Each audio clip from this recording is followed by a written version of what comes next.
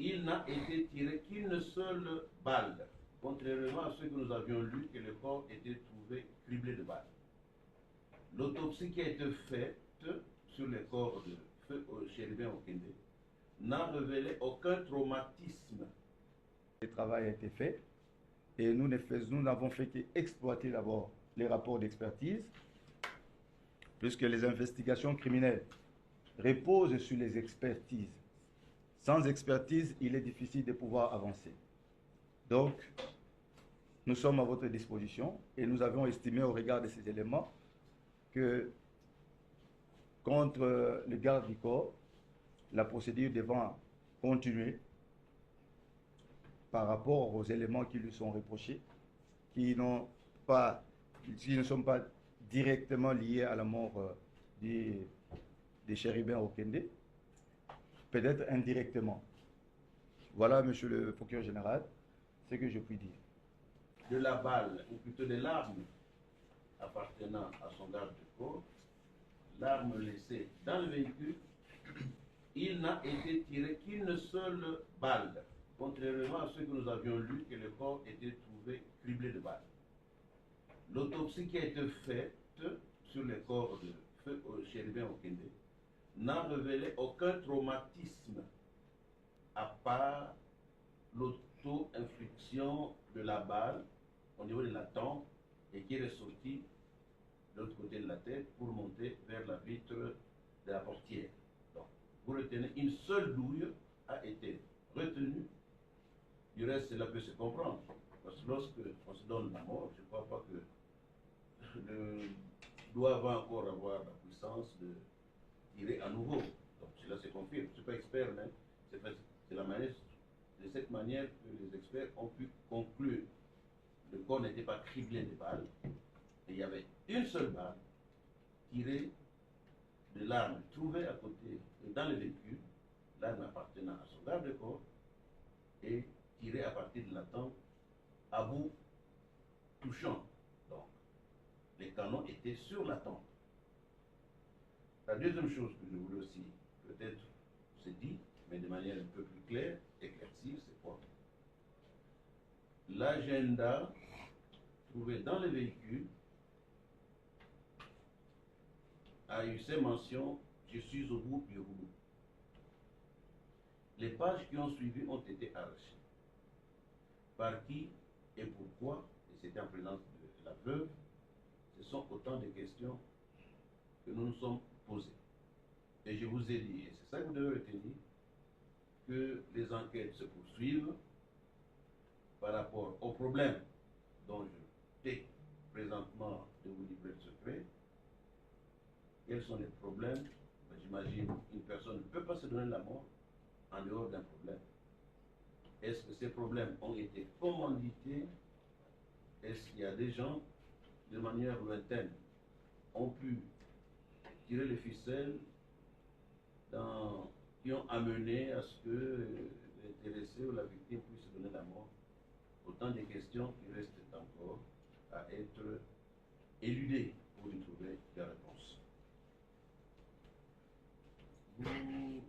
Le procureur ne l'a peut-être pas dit, le véhicule s'est arrêté là où il s'est arrêté.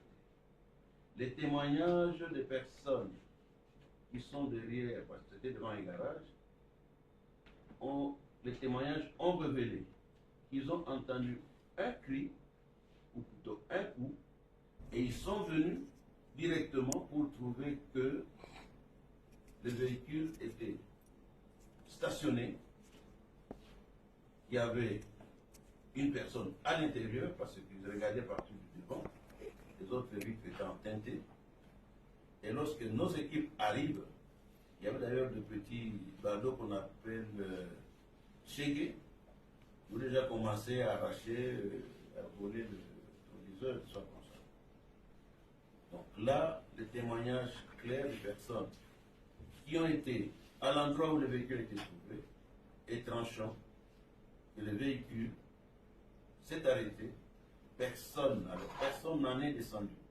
Et c'est confirmé par les experts qui ont trouvé le véhicule hermétiquement fermé, et comme le procureur vous l'a dit, impossible d'être dehors, de démarrer, de trouver le moteur et la clé à l'intérieur avec l'automatisation en place. Cela est pratiquement impossible.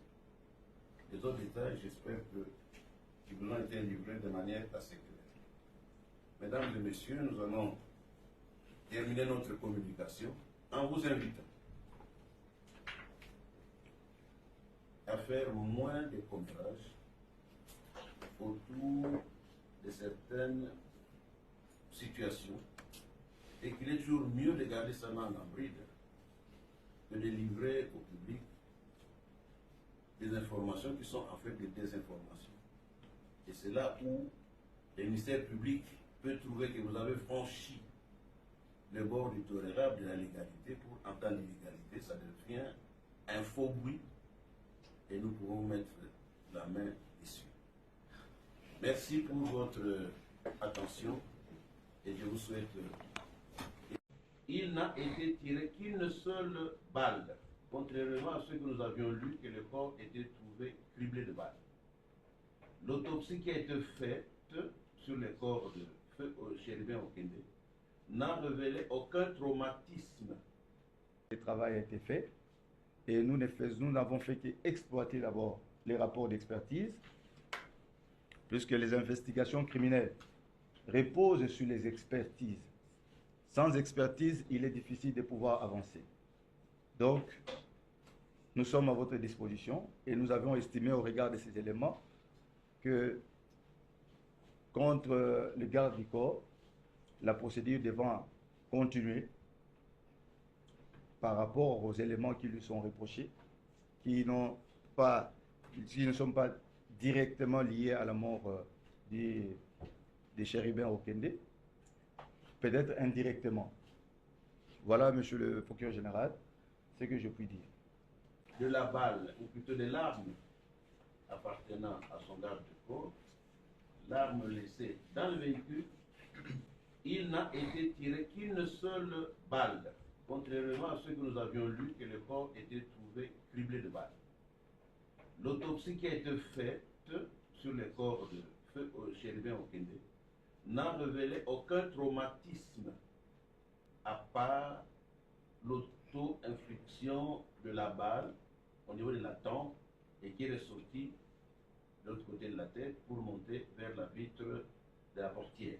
Donc, vous retenez, une seule douille a été retenue. Du reste, cela peut se comprendre. Parce que lorsque on se donne la mort, je ne crois pas que le doigt va encore avoir la puissance de tirer à nouveau. Donc cela se confirme. Je ne suis pas expert, mais c'est la manière, de cette manière que les experts ont pu conclure. Le corps n'était pas criblé de balles, et il y avait une seule balle tirée de l'arme trouvée à côté, dans le véhicule, l'arme appartenant à son garde-corps, et tirée à partir de la tempe à bout touchant. Donc, les canons étaient sur la tempe. La deuxième chose que je voulais aussi peut-être se dire, mais de manière un peu plus claire, éclaircir, c'est quoi? L'agenda trouvé dans le véhicule a eu ces mentions « Je suis au bout du rouleau ».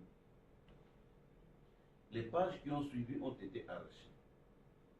Par qui et pourquoi, et c'était en présence de la veuve, ce sont autant de questions que nous nous sommes posées.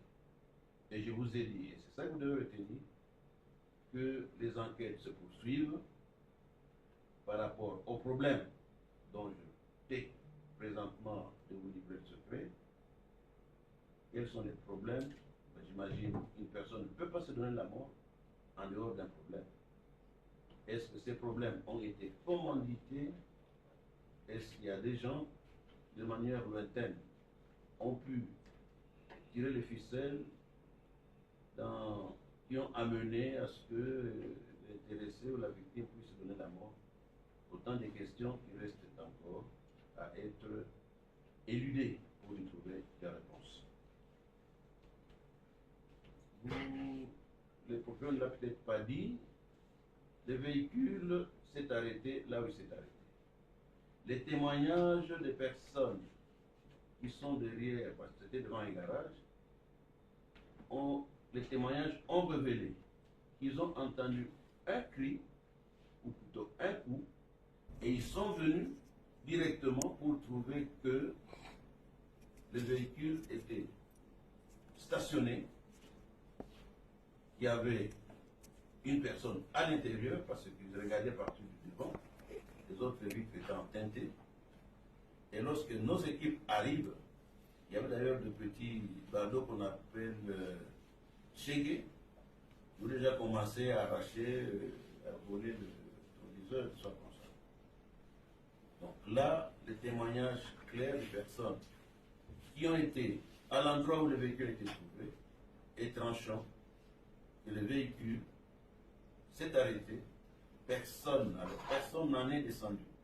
Et c'est confirmé par les experts qui ont trouvé le véhicule hermétiquement fermé, et comme le procureur vous l'a dit, impossible d'être dehors, de démarrer, de trouver le moteur et la clé à l'intérieur avec l'immatriculation en place. Cela est pratiquement impossible. Les autres détails, j'espère qu'ils vous ont été livrés de manière assez claire. Mesdames et messieurs, nous allons terminer notre communication en vous invitant à faire moins de combrages autour de certaines situations et qu'il est toujours mieux de garder sa langue en bride que de livrer au public des informations qui sont en fait des désinformations. Et c'est là où le ministère public peut trouver que vous avez franchi le bord du tolérable de la légalité pour entendre l'illégalité, ça devient un faux bruit et nous pouvons mettre la main dessus. Merci pour votre attention et je vous souhaite